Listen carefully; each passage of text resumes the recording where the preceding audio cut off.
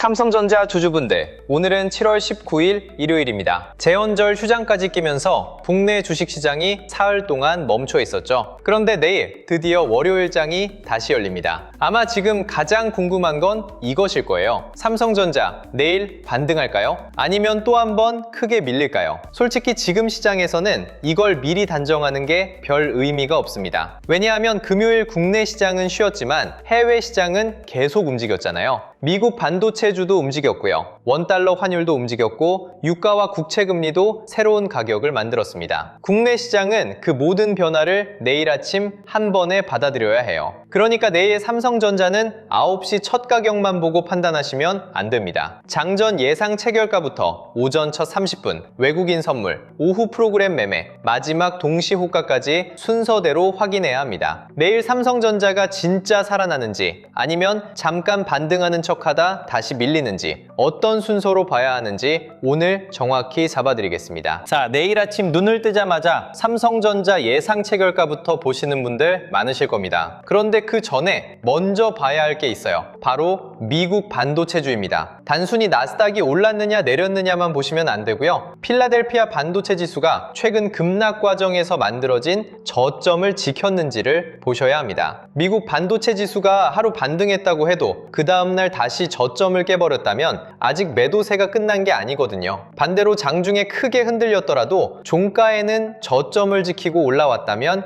얘기가 달라집니다. 일단 아래에서 물량을 받는 자금이 들어오기 시작했다는 뜻이니까요. 내일 삼성전자 시초가도 중요하지만 그 시초가를 만들어준 해외 반도체 흐름이 얼마나 안정적이었는지를 먼저 확인하셔야 합니다. 여기서 엔비디아만 보시면 또 판단이 꼬일 수 있습니다. 엔비디아가 올랐다고 삼성전자도 무조건 따라가는 건 아니거든요. 요즘 미국 반도체 시장에서도 종목별 흐름이 완전히 갈리고 있어요. 엔비디아는 버티는데 마이크론과 샌디스크가 밀릴 수도 있고요. 반대로 엔비디아는 주춤해도 메모리 종목이 먼저 반등할 수도 있습니다. 삼성전자 입장에서는 엔비디아보다 마이크론 흐름이 더 직접적으로 연결될 때가 많습니다. 삼성전자가 지금 평가받는 건 인공지능 가속기 자체보다 메모리 가격과 공급 전망의 영향이 크기 때문이죠. 그래서 내일 장전에는 엔비디아만 보지 마시고 마이크론이 미국 반도체 지수보다 강했는지 약했는지 꼭 같이 보셔야 합니다. 마이크론이 미국 반도체 지수보다 강하게 버텼다면 적어도 시장이 메모리 업황 자체를 완전히 무너졌다고 보는 건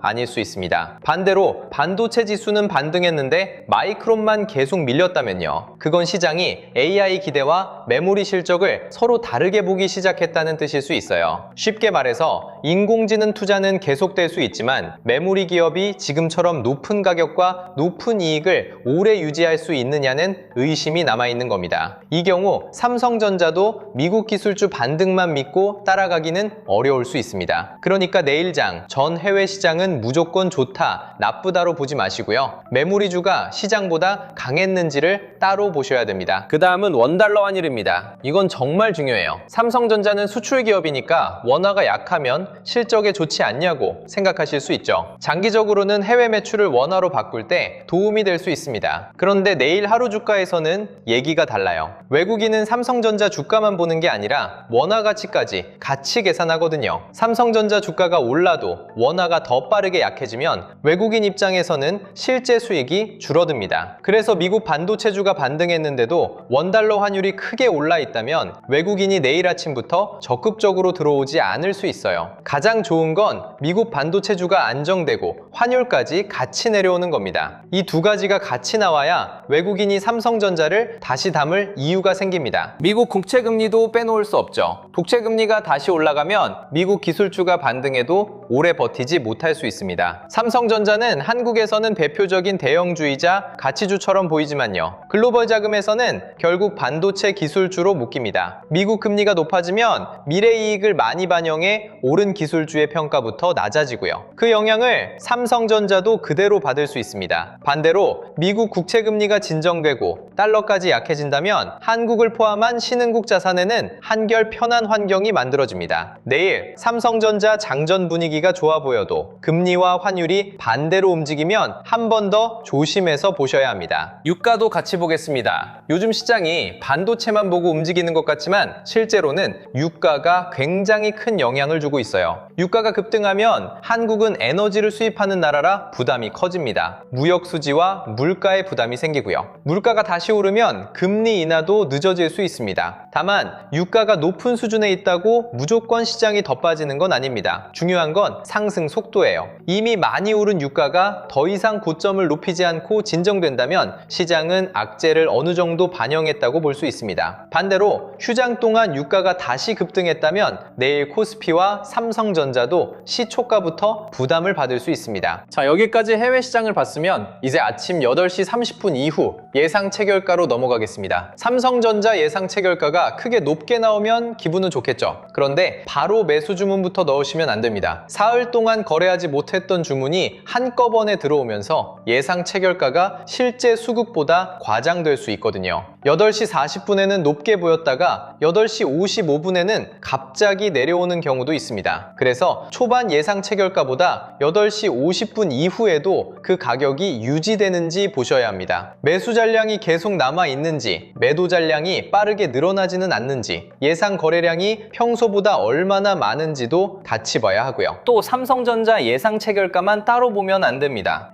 SK하이닉스와 코스피 200 선물도 같이 보셔야 해요. 삼성전자만 강한데 선물은 약하다면 개별 저가 매수 주문이 몰린 것일 수 있습니다. 반대로 삼성전자와 하이닉스, 코스피 200 선물이 모두 함께 강하다면요. 그건 한국 반도체와 대형주 전체로 자금이 들어올 가능성이 높아진 겁니다. 내일은 휴장 동안 쌓인 해외 변수를 한꺼번에 반영하는 날이라서 한 종목의 예상 체결가보다 시장 전체가 같은 방향을 보고 있는지가 훨씬 중요합니다. 예상 체결가가 크게 낮게 나온다고 바로 겁먹을 필요도 없습니다. 이것도 반대예요. 사흘 동안 쌓인 불안과 반대매매 우려가 장전 호가에 한꺼번에 반영될 수 있습니다. 그러면 실제로 장이 열린 뒤에는 생각보다 매도 물량이 접을 수도 있고요. 낮은 시초가를 기다리던 현금 매수세가 들어올 수도 있습니다. 장전 예상 체결가는 투자자들의 공포가 얼마나 큰지를 보여주는 숫자지 실제 바닥을 확정해주는 숫자는 아닙니다. 진짜 판단은 9시 장이 열린 다음부터 해야 합니다. 9시가 되면 첫 번째로 볼 건 시초가가 아닙니다. 시초가를 만든 뒤 첫 15분 동안 그 가격을 지키는지가 중요합니다. 예를 들어 삼성전자가 갭상승으로 시작했다고 해볼게요. 다들 이제 반등이 시작됐다고 생각하고 따라붙을 수 있습니다. 그런데 최근 하락에서 물린 투자자들도 그 반등을 기다리고 있었거든요. 시초가가 높아지면 본전 근처에서 팔려는 물량이 바로 나올 수 있습니다. 그래서 갭상승 뒤 시가를 깨지 않고 첫 고점을 다시 넘어서는지 보셔야 합니다. 시가를 지키면 매도 물량을 받아내고 있는 거고요. 시가를 깨고도 계속 회복하지 못하면 반등을 이용한 매도가 더 강한 겁니다. 반대로 개파락으로 시작하면 어떻게 해야 할까요? 이때도 바로 공포에 던지시면 안 됩니다. 휴장 동안 쌓인 해외 악재를 시초가에 한꺼번에 반영하면서 가격이 실제보다 과하게 낮게 잡힐 수 있기 때문입니다. 개파락 뒤 중요한 건 최근 저점을 깨느냐가 아니라요. 깨진 저점을 얼마나 빨리 다시 회복하느냐입니다. 시초가가 낮게 형성됐는데 15분 안에 전일 저가를 다시 올라오고 거래대금까지 붙는다면 시초가에 나온 매도를 누군가 강하게 받아갔다는 뜻입니다. 반대로 전일 저가 아래에서 계속 눌리면 기존 지지선이 저항선으로 바뀔 수 있습니다. 보합권에서 출발할 수도 있죠. 이 경우에는 오히려 방향 판단이 더 어려워집니다. 해외 호재와 악재가 서로 상쇄돼서 시초가에 큰 방향이 나타나지 않은 거니까요. 이때는 첫 15분의 거래대금을 보셔야 합니다. 거래대금이 확 늘면서 고점을 높이면 기다리던 자금이 매수 쪽으로 움직인 겁니다. 반대로 거래대금이 없이 천천히 밀린다면 강한 매도보다는 매수자가 아직 들어오지 않는 상황일 수 있고요. 거래대금이 폭발하면서 저점을 낮춘다면 실제로 큰 물량이 시장에 나오고 있는 겁니다. 같은 하락이라도 거래대금에 따라 내용이 완전히 달라요. 개장 직후에는 개인 순매수보다 외국인을 먼저 보셔야 합니다. 개인이 삼성전자를 많이 샀다는 뉴스가 나오면 저가 저가 매수가 들어왔다고 생각할 수 있는데요. 지금 삼성전자 방향을 바꿀 수 있는 건 결국 외국인입니다. 다만 장마감 뒤 나오는 최종 순 매수 금액만 기다리면 너무 늦죠. 장 초반부터 외국인 매도 규모가 줄어드는지 보셔야 합니다. 삼성전자가 밀릴 때 외국인이 받아주는지, 가격이 오르는데도 계속 따라붙는지, 처음에는 팔다가 어느 순간 매수로 돌아서는지를 봐야 합니다. 외국인이 상승할 때 잠깐 사고 조금만 밀려도 다시 던진다면 아직 단기 자금일 가능성이 큽니다. 여기서 삼성전자 현물보다 더 먼저 움직이는 게 코스피 200 선물입니다. 이걸 꼭 같이 보셔야 돼요. 외국인이 삼성전자 현물을 조금 샀다고 안심했는데 코스피 200 선물을 대규모로 팔고 있다면 지수 전체는 계속 눌릴 수 있습니다. 선물 매도는 프로그램을 통해 삼성전자와 다른 대형주의 현물 매도로 연결될 수 있거든요. 그러니까 내일 진짜 좋은 흐름은 외국인이 삼성전자 현물을 사는 것만이 아닙니다. 선물 매도까지 줄어들거나 매수로 돌아서야 합니다. 현물과 선물이 함께 움직여야 수급 전환에 힘이 생깁니다. 프로그램 매매도 숫자 하나만 보면 헷갈릴 수 있습니다. 프로그램 순 매수라고 다 같은 매수가 아니거든요. 선물과 현물의 가격 차이를 맞추기 위해 기계적으로 들어오는 차익 거래가 있고요. 지수 바스켓이나 대규모 펀드 자금이 움직이는 비차익 거래가 있습니다. 삼성전자만 잠깐 오르는데 프로그램 전체는 계속 매도라면 개별 저가 매수에 따른 반등일 수 있습니다. 반대로 프로그램 매수가 삼성전자뿐 아니라 금융, 자동차, 조선 같은 코스피 대형주로 같이 번진다면요. 그때는 지수 자금이 다시 들어오기 시작했다고 볼 근거가 생깁니다. 삼성전자와 하이닉스의 움직임도 비교해야 합니다. 하이닉스가 크게 오르는데 삼성전자는 거의 움직이지 못한다. 그러면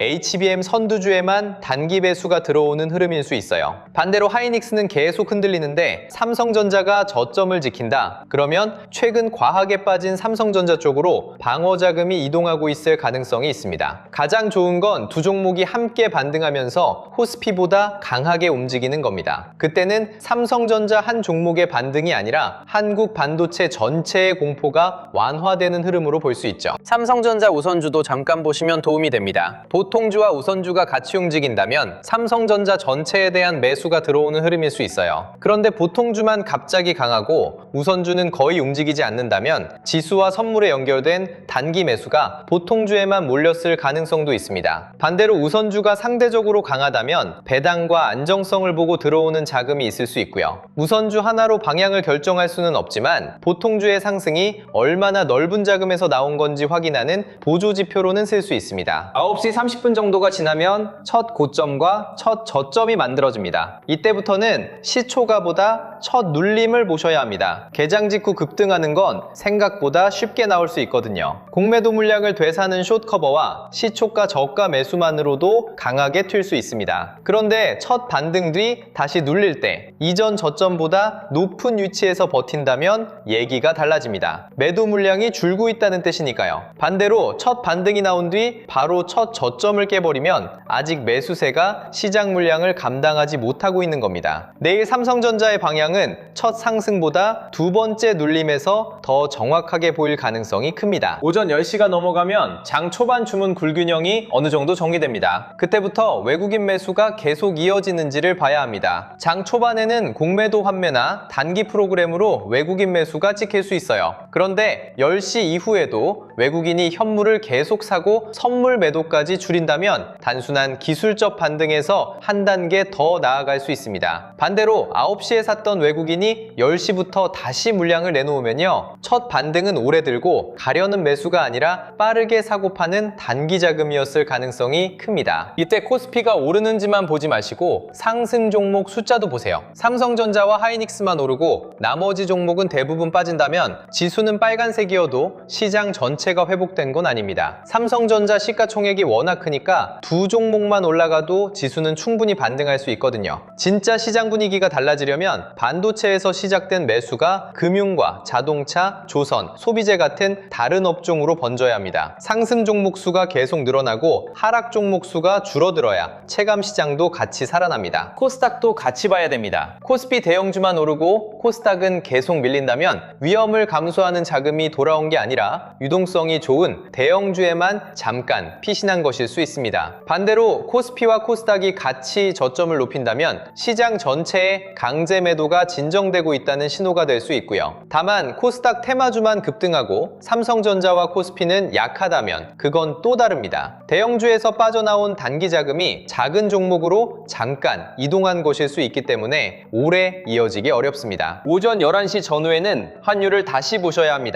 장전 환율만 보고 끝내면 안 돼요. 코스피가 반등하는데 원달러 환율이 계속 고점을 높인다면 외국인이 한국 자금 전체를 다시 담는 흐름으로 보기 어렵습니다. 반대로 코스피는 아직 약한데 환율이 먼저 내려오기 시작한다면 외국인의 위험 축소가 둔화되고 있을 수 있습니다. 주식시장보다 환율이 먼저 안정 신호를 보여줄 때도 많거든요. 삼성전자 주가가 반등할 때 환율도 같이 내려오는지 반드시 확인하셔야 합니다. 점심시간이 되면 거래량이 줄어드는 건 자연스럽습니다. 여기서 중요한 건 거래량이 줄어드는 동안 삼성전자 주가가 어디에 있느냐예요. 오전 고점 가까이에서 거래량이 줄고 옆으로 버틴다면 매도자가 적극적으로 나오지 않는 겁니다. 가격이 높은데도 팔 사람이 줄었다는 뜻이죠. 반대로 오전 저점 부근에서 거래량이 줄어들면 매수자들이 아직 더 낮은 가격을 기다리고 있을 수 있습니다. 거래량이 줄었다는 사실보다 그때 가격이 고점 쪽인지 저점 쪽인지 같이 보셔야 합니다. 오후 1시가 넘어가면 다시 해외 시장에 새로운 움직임이 들어옵니다. 오전에는 휴장 동안 이미 끝난 미국장 종가를 반영했지만 오후에는 월요일 밤 열릴 미국 시장의 선물이 움직이기 시작하거든요. 미국 지수 선물이 오전보다 약해지면 삼성전자 상승분도 줄어들 수 있습니다. 반대로 미국 반도체 선물이 강해지고 환율까지 내려가면 외국인 선물 매수가 들어오면서 삼성전자가 다시 고점을 시도할 수 있고요. 내일은 오전 분위기가 좋았다고 오후까지 그대로 간다고 생각하시면 안 됩니다. 그리고 내일 가장 중요한 시간은 오후 2시 이후입니다. 최근처럼 시장 변동성이 큰 구간에서는 장 후반 프로그램과 레버리지 상품의 리밸런싱 주문이 주가를 크게 흔들 수 있습니다. 오전에 강하게 올랐던 삼성전자가 오후 2시부터 계속 밀린다면요. 장 초반 매수보다 장 후반 기계적인 매도 압력이 더 강한 것일 수 있습니다. 반대로 프로그램 매도가 나오는데도 삼성전자가 오전 저점을 깨지 않고 버틴다면 큰 물량을 누군가 받아가고 있다는 뜻입니다. 오전 반등보다 오후 버티는 힘이 더 중요합니다. 오후 2시 이후 거래대금이 증가하면서 삼성전자가 다시 고점을 높이면 가장 좋은 흐름입니다. 오전에 샀다가 바로 빠져나가는 단기 자금이 아니라 종가까지 가져가려는 매수가 들어온 거니까요. 여기에 외국인 현물과 선물, 프로그램까지 같이 순매수로 돌아선다면 반등의 신뢰도는 더 높아집니다. 반대로 거래대금이 증가하는데 저점을 낮춘다면 아직 큰 매도 물량이 남아있는 겁니다. 거래대금이 늘었다고 무조건 좋은 게 아니고 가격이 어느 방향으로 움직였는지를 같이 봐야 합니다. 장 마감이 가까워지면 삼성전자가 당일 고가와 저가 가운데 어디에 있는지 보시면 됩니다. 플러스 마감이라고 무조건 좋은 게 아니고요. 마이너스 마감이라고 무조건 나쁜 것도 아닙니다. 예를 들어 장중에 크게 밀렸다가 종가를 고가 근처에서 끝냈다면 매도 물량을 대부분 소화한 겁니다. 반대로 장 초반 크게 올랐는데 종가에는 저가 근처까지 내려왔다면 상승 출발을 매도 기회로 이용한 사람이 많았다는 뜻입니다. 등락률보다 종가의 위치가 다음 거래일 흐름을 더 잘 보여줄 수 있습니다. 마지막 동시효과는 따로 보셔야 합니다. 삼성전자는 각종 지수와 상장지수 펀드에서 비중이 크기 때문에 마지막에 기계적인 주문이 많이 들어옵니다. 장중에는 잘 버티다가 동시효과에서 갑자기 밀리고 거래량이 폭발한다면요. 패시브 자금의 비중 축소나 프로그램 매도가 아직 남아있을 수 있습니다. 반대로 동시효과에서 큰 거래가 들어왔는데 가격을 지키거나 오히려 올라간다면 대규모 매도 물량을 누군가 받아간 겁니다. 월요일장의 마지막 답은 3시 20분이 아니라 3시 30분에 나올 수 있습니다. 내일 삼성전자가 크게 올라도 하루 만에 바닥이 확인됐다고 생각하시면 안 됩니다. 급락 뒤 첫 반등은 생각보다 강하게 나올 수 있어요. 공매도 환매도 들어오고요. 낙폭이 크다고 판단한 단기 매수도 몰립니다. 그런데 진짜 확인은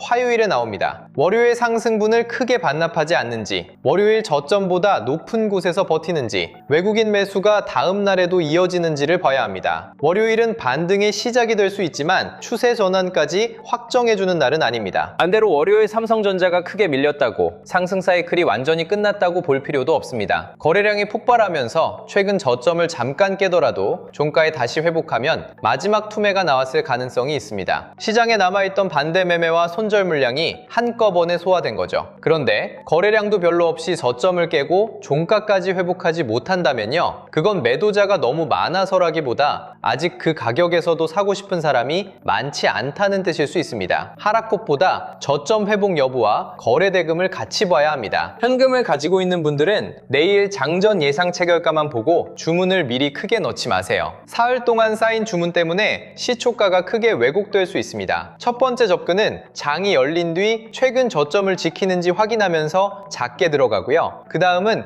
외국인 현물과 선물이 같이 돌아설 때 판단하시면 됩니다. 마지막 물량은 오후 프로그램 매도를 소화하고 종가가 고가 근처에서 만들어질 때까지 남겨두는 게 좋습니다. 바닥을 정확하게 맞히는 것보다 틀렸을 때 다시 대응할 수 있게 자금을 남겨두는 게 훨씬 중요합니다. 이미 삼성전자를 보유한 분들은 시초가에 감정적으로 비중을 바꾸지 마세요. 갭 하락을 보고 겁이 나서 던졌는데 바로 회복할 수도 있고요. 갭 상승을 보고 안심해서 물을 탔는데 오후에 다시 밀릴 수도 있습니다. 현물 비중이 감당 가능한 수준이라면 첫 30분은 시장이 쌓인 주문을 정리하는 시간으로 보시는 편이 낫습니다. 다만 신용이나 레버리지를 사용하고 있다면 얘기가 달라집니다. 그분들은 주가 방향보다 계좌가 어느 가격까지 버틸 수 있는지를 먼저 확인해야 합니다. 신용을 사용한 분들은 내일 아침 삼성전자 예상 체결가보다 담보 비율부터 확인하세요. 최근 급락으로 담보가 부족해졌다면 작은 추가 하락에도 위험 구간으로 들어갈 수 있습니다. 증권사마다 반대 매매 기준과 주문 시점도 다를 수 있고요. 삼성전자가 결국 반등할 거라는 생각만 믿고 계좌 위험을 방치하면 반등이 나오기 전에 주식이 먼저 강제로 정리될 수 있습니다. 좋은 종목을 가지고 있는 것과 그 종목의 변동을 버틸 수 있는 계좌를 가지고 있는 건 전혀 다른 문제입니다. 레버리지 상품도 삼성전자 본주와 같이 생각하시면 안 됩니다. 삼성전자가 장기적으로 원래 가격을 회복한다고 해도 레버리지 상품이 같은 비율로 회복되는 건 아닙니다. 급락과 반등이 반복될수록 일간 수익률을 다시 계산하는 과정에서 가치가 줄어들 수 있거든요. 내일 삼성전자가 강하게 반등해도 내가 가진 레버리지 상품이 실제 손실을 얼마나 회복했는지 따로 계산해 보셔야 합니다. 본주 전망이 맞는 것과 레버리지 상품을 계속 보유하는 건 서로 다른 판단입니다. 삼성전자와 하이닉스, 반도체 장비주를 같이 가지고 계신 분들도 종목 수만 세시면 안 됩니다. 이름은 다르지만 모두 같은 환율과 같은 미국 반도체주, 같은 코스피 선물에 움직일 수 있습니다. 삼성전자 비중은 10%밖에 안 된다고 생각했는데요. 하이닉스와 장비주, 반도체 상장 지수 펀드까지 합치면 실제 반도체 비중은 계좌의 절반을 넘을 수도 있습니다. 내일처럼 시장 전체 변동이 큰 날에는 종목별 전망보다 계좌가 같은 방향으로 얼마나 겹쳐 있는지를 먼저 확인해야 합니다. 주식 투자를 하다 보면 제일 답답한 순간이 찾아옵니다. 계좌에 종목은 여러 개 들어있는데 뭐부터 손대야 할지 순서가 헷갈리고요. 손실이 크게 난 종목을 더 버텨야 할지, 지금 물을 타야 할지, 아니면 일부를 먼저 줄여야 할지 판단이 안 서는 순간이 오거든요. 특히 월요일처럼 시초가부터 변동이 크게 나올 수 있는 날에는 기준 없이 화면만 보고 있다가 가장 불리한 가격에서 결정을 내리기 쉽습니다. 그래서 이번에는 보유 종목 화면을 캡처해서 올리기만 하면 내 계좌가 어느 종목에 과도하게 몰려 있는지, 손실은 어디에 집중돼 있는지, 그리고 어떤 종목부터 먼저 점검해야 하는지 우선순위까지 보여주는 무료 포트폴리오 진단 리포트를 준비해놨습니다. 현재 사용하고 있는 증권사 앱의 잔고 화면만 올리면 되고요. 종목명과 평가금액, 수익률을 자동으로 읽어서 계좌의 비중과 손실 구간을 정리해줍니다. 종합점수와 계좌 등급, 가장 큰 비중을 차지한 종목, 종목별 비중 그래프까지 한눈에 확인하실 수 있어요. 특정 종목을 무조건 사라거나 팔라고 찍어주는 방식이 아니라요. 내 계좌 구조를 객관적으로 펼쳐놓고 무엇부터 점검해야 할지 순서를 잡아주는 무료 진단이라고 보시면 됩니다. 손실률이 가장 큰 종목보다 실제 투자금이 가장 많이 들어간 종목부터 점검해야 할 수도 있고요. 삼성전자 비중은 적어 보여도 같은 방향으로 움직이는 반도체 종목이 여러 개 겹쳐 있을 수도 있습니다. 진단 결과를 본 뒤 조금 더 구체적인 기준이 필요한 분들은 결과 화면 안에서 전문가 추가 점검도 신청하실 수 있습니다. 현재 계좌 상태와 현금 비중, 손실 구간을 바탕으로 하락장이 끝난 뒤 관심 있게 볼 히든 종목군, 상장지수 펀드 매매 정보와 대응 기준, 현재 보유 종목에 대한 추가 점검, 그리고 상승장에서 수익을 기대할 수 있는 종목군과 하락장에서 대응할 수 있는 방법까지 함께 안내받으실 수 있습니다. 여기에 세력단가 지지선 계산기, 글로벌 AI 자금 순환 랩, 보조지표 템플릿, 실전 매매 전략 노트, 시크릿 책자 3권과 주도주 알림센터까지 함께 보실 수 있게 준비해놨습니다. 그리고 다른 채널처럼 신청만 받아놓고 나중에 연락드리겠습니다, 순서대로 안내해드리겠습니다, 며칠 기다리시면 보내드리겠습니다, 이런 방식이 아니에요. 신청 버튼을 누르시면 바로 무료 포트폴리오 진단 페이지로 연결되고요. 기다릴 필요 없이 그 자리에서 보유 종목 화면을 올려 직접 확인해 보실 수 있습니다. 화면 아래 구독과 좋아요 버튼 눌러주시고요. 댓글창에 구독 완료라고 남겨주세요. 설명란이나 고정 댓글에 있는 링크로 들어가 신청하시면 지금 바로 무료 포트폴리오 진단부터 확인해 보실 수 있습니다. 자, 내일 삼성전자에서 볼 순서를 마지막으로 다시 잡아드릴게요. 장전에는 미국 반도체주와 원달러 환율을 보시고요. 개장 직후에는 갭 상승인지 갭 하락인지보다 시초가와 최근 저점을 지키는지 보셔야 합니다. 오전에는 외국인 삼성전자 현물과 코스피 200 선물이 같은 방향으로 움직이는지 확인하시고요. 오후 2시 이후에는 프로그램과 레버리지 리밸런싱 물량을 삼성전자가 받아내는지 보시면 됩니다. 마지막에는 동시 호가 거래량과 종가가 당일 고가, 저가 가운데 어디에 위치하는지 확인하셔야 해요. 내일 삼성전자 방향은 9시에 찍힌 첫 가격으로 결정되지 않습니다. 사흘 동안 쌓였던 매물을 오후 3시 30분까지 누가 받아내느냐가 진짜 답을 보여줄 겁니다.